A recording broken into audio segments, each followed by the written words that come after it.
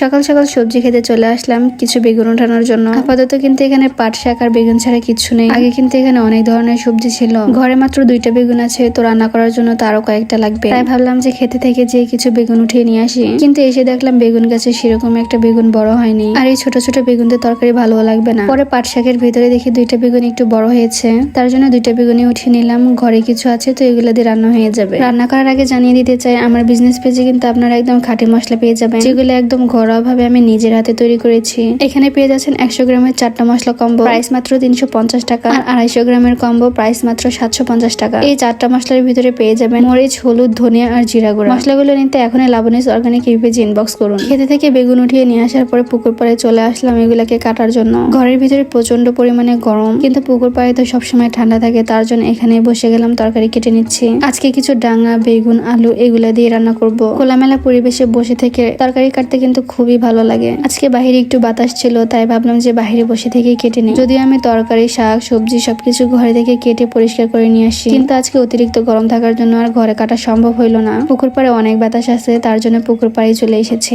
বাড়িতে কিন্তু সেরকম মানুষই নেই, শুধু শ্বশুর শাশুড়ি, আমি আর আমার হাজবেন্ড, সাথে আমার ছোট্ট একটা ভাগ্নে আর আমার ছেলে। তার জন্য তরকারিও কিন্তু অল্প করে রান্না করব।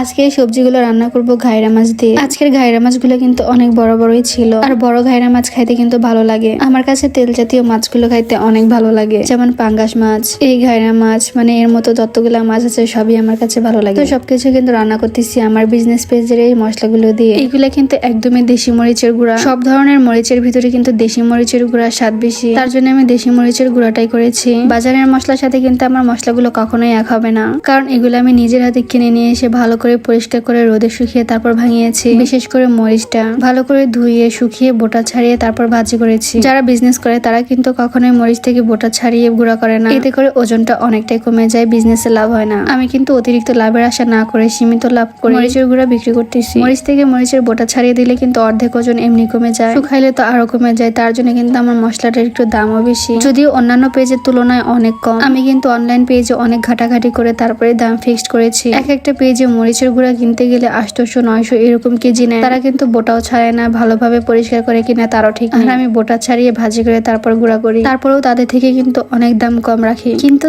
এটাও কিন্তু অনেকের কাছে বেশি মনে হয়। আসলে আমরা বাঙালি কম দাম যেখানে থাকতে চাই সেখানে, জিনিস সেটা ভালো হোক কিংবা খারাপ। যাই হোক, রান্না বান্না শেষ করতেই দেখি এটার ভিতরে একটা গুলশাপ বের হয়েছে। ফেসবুকে বিড়ালের মাছ কিনে নিয়ে এসে আমি একটা ভিডিও পোস্ট করেছিলাম, তো সেখানে একজন কিন্তু এই রান্নাঘর থেকে কমেন্ট করেছিল আমাদের নাকি থাকার ঘরে নেই, আবার বিড়ালকে মাছ এনে খাওয়াই। তো আপু, আপনার কিন্তু এটা ভুল ধারণা ছিল, আপনি যেটাকে আমাদের ঘর ভেবেছিলেন ওটা কিন্তু আমাদের রান্নাঘর, এই তো এটাই হচ্ছে আমাদের বাড়ি। তার আগে আমি আপনাদেরকে দেখিয়ে দিই আমাদের বাসায় কিন্তু ম্যাকাও পাখি আছে, টোটাল 3 জোড়া ম্যাকাও পাখি আছে। তো ছাদে চলে আসলাম এগুলাকে একটু খাওয়ানোর জন্য। ওরা কিন্তু আপেল, আঙ্গুর, সূর্যমুখীর বীজ এগুলা খায়, তো ফ্রিজ থেকে কিছু আপেল কেটে নিয়ে এসে ওদেরকে খাওয়াচ্ছি। আমাদের পরিবারের সবাই কিন্তু পশু পাখিকে খাওয়াইতে অনেক বেশি ভালোবাসে, সেটা বিড়াল হোক কিংবা পাখি। আমার ছেলে এদিকে পাখিকে খাওয়াইয়ে দিচ্ছিল, এই যে দেখেন ওরা কি সুন্দর করে এসে একা একাই খেয়ে নিচ্ছে। তো যাই হোক, পাখিকে খাওয়ানো শেষ করে তারপর চলে যাব ঘরে। এই যে পিচ্চিকে দেখতেছেন, ও কিন্তু আমার ননাসের ছেলে, মানে যে ননাস আমার কিছুদিন আগে মারা গিয়েছে। সবাই কিন্তু আপুর জন্য দোয়া করবেন। তো যাই হোক, ভালো থাকবেন সবাই। আজকের ভিডিওটি এই পর্যন্তই। আল্লাহ হাফেজ।